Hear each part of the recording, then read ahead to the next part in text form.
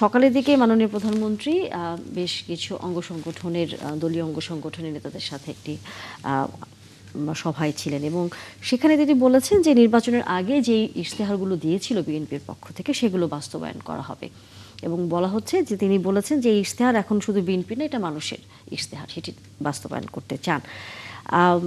এরই মধ্যে আবার বিরোধী দলের নেতা তিনি আবার হচ্ছে এয়ারপোর্টে যখন জাপান এবং থাইল্যান্ড সফর শেষে এসেছেন তখন তিনি আবার বলছেন যে বর্তমান সরকার রাজনীতি নিয়ে বেশি ব্যস্ত, আইন শৃঙ্খলা পরিস্থিতি দিকে মনোযোগ নেই, এরকম নানা মন্তব্য করেছেন। দুই পক্ষের বক্তব্যটা আপনি কেমন করে দেখছেন? প্রথম কথা হলো যে অনারেবল প্রাইম মিনিস্টার শুরু থেকেই কিন্তু বলে আসছিলেন, ঢাকায় যখন উনি নামেন তখন উনি মানুষকে জানান দিয়েছেন যে তার একটা পরিকল্পনা রয়েছে এবং সেই পরিকল্পনাকে কেন্দ্র করে উনি ইলেকশনে যে ক্যাম্পেইন করেছেন সেখানে অনেক বিষয়ে উনি কথা বলেছেন এবং এটা তো উনি পরিষ্কার করেছেন যে পারবেন শুধু সেটুকুই, ওনার ভাষা কিন্তু জবান দেওয়া। এই জবান যেটা উনি করতে পারবেন, যেটা ওনার কাছে ফিজিবল মনে হয়েছে সেই বিষয়গুলোতে উনি কিন্তু প্রতিশ্রুতি দিয়েছেন এবং ওই প্রতিশ্রুতির আলোকে কিন্তু বিএনপি একটা ইলেকশন ম্যানিফেস্টো করেছে। নির্বাচনে জেতার পরে উনি বলেছেন যারা আমাকে ভোট দিয়েছে আমি তাদের প্রধানমন্ত্রী, যারা ভোট দেয়নি তাদেরও প্রধানমন্ত্রী। কাজেই ঠিকই বলেছেন যে এখন বিএনপির যে ম্যানিফেস্টো সেই ম্যানিফেস্টোটা আসলে একটা জাতীয় কর্মসূচিতে পরিণত হয়েছে। আমরা কিন্তু মানে সময় যতটা গেছে এই পর্যন্ত তাতে তার গুডউইলের একটা ভালো রিফ্লেকশন আমরা দেখতে পাচ্ছি। এটা কিন্তু শুধু সমালোচনার খাতিরে সমালোচনা করার প্রয়োজন নাই। উনি যে মানে তার যে কর্মস্পৃহা এবং প্রতিশ্রুতি বাস্তবায়নের যে ইন্টারনাল যে আর্জ, যে তাগিদ, সেটা কিন্তু রিফ্লেক্টেড হচ্ছে। এখন ওনার মধ্যেই শুধু রিফ্লেক্টেড হলে হবে না, ওনার পুরো একটা টিম আছে, সবাইকে নিয়ে উনি কাজগুলো করতে চাচ্ছেন। আমাদেরকে কিন্তু সময় দিতে হবে, কিন্তু বাই দিস টাইম উনি যেই কাজগুলো সূচনা করেছেন সেগুলো কিন্তু রিমার্কেবল এবং সেগুলো মোটামুটি প্রশংসাও করিয়েছে। ফ্যামিলি কার্ডের কথা বলা যায় কিংবা উনি খাল খননের উপরে জোর দিয়েছেন, এগুলো ওনার একটা প্রতিশ্রুতি এবং পর্যায়ক্রমে উনি আরও কিছু কর্মসূচি বাস্তবায়ন করবেন। কিন্তু আমি মনে করি যে যেই সময় পেরিয়েছে এই সময়ের মধ্যে হয়তো এটুকু বলা যায় যে মর্নিং শোজ দ্য ডে, কিন্তু এটা ধারাবাহিকতা রক্ষা, এটা কনসিস্টেন্সি রাখা এবং তার টিমের অন্য সদস্যদের পারফরমেন্স এবং তাদের যে কমিটমেন্ট এবং তাদের যে চিন্তা সেগুলো যদি যুক্ত করা যায় তাহলে হয়তো আমার মনে হয় যে অ্যাটলিস্ট মানে 6 মাস না গেলে তো মানে কনক্লুসিভ কিছু বলা মুশকিল। তবে উনি এটা বলেছেন যে 80% অফ হিজ ইলেকট্রাল কমিটমেন্ট এটা সরকারে আসার 2 বছরের মধ্যে উনি চেষ্টা করবেন সেগুলোকে মোটামুটি ফুলফিল করার জন্য। আমরা আস্থা রাখতে চাই, আমরা সময় দিতে চাই এবং আমরা বিশ্বাস করি যে যেই টার্বুলেন্সের মধ্য দিয়ে বাংলাদেশ গেছে সেখান থেকে একটা উত্তরণের পথে সবার একটা কমিটমেন্ট আছে এবং সেটা আপনি বিরোধী দলে যে কমেন্টটা করেছেন আসলে এখানেও কিন্তু একটা গতানুগতিক রাজনীতির একটা ছোঁয়া দেখা যাচ্ছে। ডেফিনেটলি বিরোধী দল সমালোচনা করবে এবং সরকারকে চাপে রাখবে।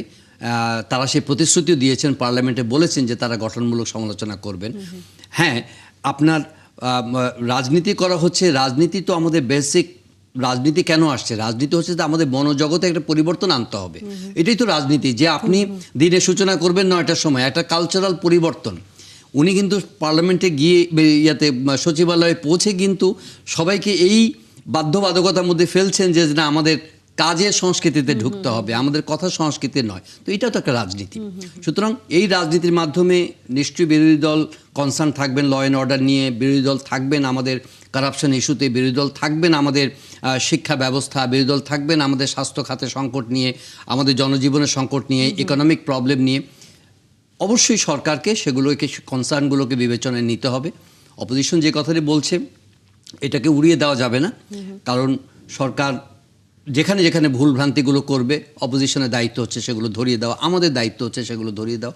আমি মনে করি সো ফার সো গুড যে তারা যেভাবে সূচনা করেছেন, বাট ডেলিভারি কি, এটার মানে কি আউটপুটটা কি, সেটার জন্য একটু সময় আমাদের দিতে হবে, সেটার জন্য সময় দিতে হবে। ডক্টর শিব্বির আহমেদ, আমরা একটু আপনার কাছে যদি আসতে চাই, এই যে বিরোধী দল সময় দেওয়ার ক্ষেত্রে আমরা বরাবরই দেখি তারা খুব তাৎক্ষণিকই কোনো কিছুর ফলাফল আসলে চান, সেখানে কিন্তু বারবার সরকারের পক্ষ থেকে বলা হচ্ছে যে মাত্র 2 মাসের সরকার এখন কাজ শুরু করেছে দেশকে নতুন করে গড়ে তুলবার, কিন্তু সেখানে বারবারই বিরোধী পক্ষের এক ধরনের আস্থাহীনতার জায়গা সামনে চলে আসে।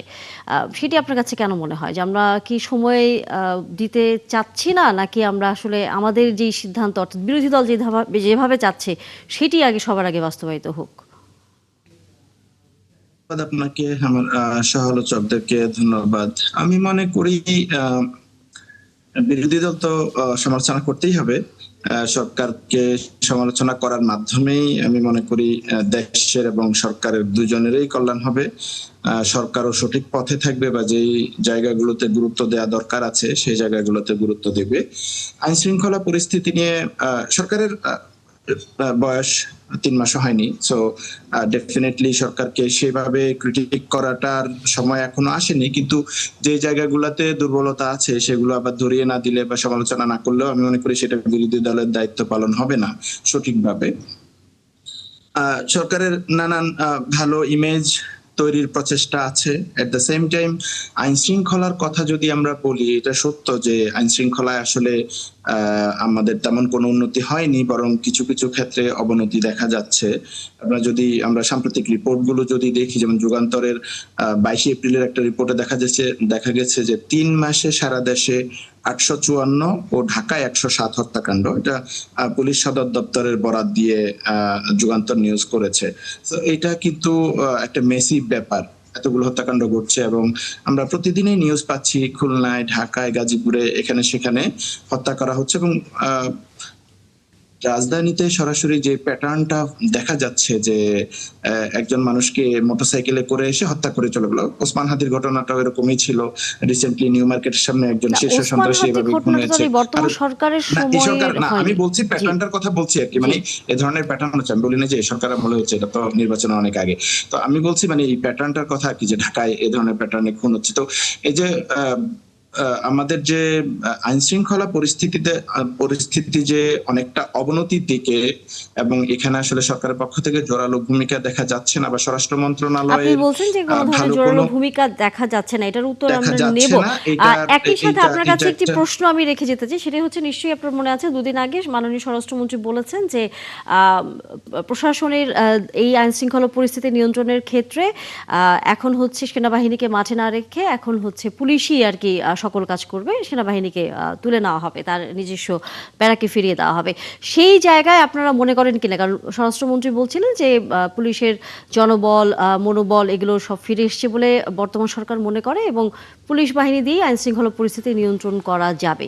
সেই জায়গায় আপনারা আস্থা রাখতে পারেন কিনা? নিশ্চয়ই এই উত্তরটি আমরা নেব। আমাদের বিরতির সময় হয়ে গেছে, তবে কামরুজ্জামান রতনের কাছে আসলে আসতেই চাই এই প্রসঙ্গে যে মাননীয় প্রধানমন্ত্রী তার নির্বাচনী ইশতেহারগুলো যেভাবে একে একে বাস্তবায়ন করছেন এবং তিনি বলেছেন জনগণেরই এখন হচ্ছে সাধারণ মানুষের ইশতেহার, আসলে এটি আর এককভাবে সরকারের নয়।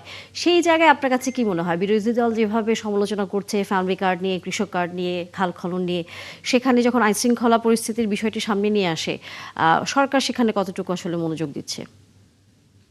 আসলে যখন মানুষ কাজের মধ্যে থাকে তখন সে কাজেরই চিন্তা করে, আর যার কাজটা সরকারিভাবে হোক, ব্যক্তিগতভাবে হোক, পারিবারিকভাবে হোক, তখন কোনো কাজের দায়িত্বের মধ্যে সে থাকে না, তখন তাকে সমালোচনা বা ছিদ্র অন্বেষণ বা ছায়া সরকারের মধ্যে দিয়ে যেটা করা দরকার সেটা বিরোধী দল করছে। রাজনীতিতে এটা তো একটা গণতন্ত্রের সৌন্দর্য যে সরকারি দল তার কাজের চিন্তা এবং তার যে ম্যানিফেস্টোতে যা যা করার চিন্তা করেছেন, তো এগুলো তো করার মধ্যে সরকার কাজ করে যাবে। তো সেই কাজগুলো যদি করেই যায়, তো এই কাজের সফলতার পরে 5 বছর যখন আবার ইলেকশন হবে, স্বাভাবিক কারণে এই দলটাই পরবর্তীতে সরকারে আসবে, এই ধরনের চিন্তা যখন বিরোধী দলের মাথায় থাকে তখন তো তারা সেই সমালোচনা করাটা এটা কোনো অপরাধ না, এটা গণতন্ত্রের একটা সৌন্দর্য। আমরা চাবো যে শুধুমাত্র আপনি বিরোধিতা করলেন, বিএনপি জনগণের ভোটে ক্ষমতা আসছেন, তারেক রহমান বাংলাদেশের ক্ষমতায় এসে জহির ভাই যা বলছিলেন, আপনি দেখেন উনি তো মনে প্রাণে সাধারণ একজন সাংবাদিক মানুষ, উনি কোনো দল করে না, কিন্তু ওনার দৃষ্টিভঙ্গি থাকেন যে গভর্নমেন্টকে সময় দিতে হবে। 3 মাস যথেষ্ট সময় নয়। 3 মাস উনি যে বলেছেন যে আমার চেষ্টা, আমার উদ্যোগগুলো এবং আমার চেষ্টা, এটা সততার সহিত যে টিমটা উনি সারা দেশে যেভাবে কাজ করে যাচ্ছে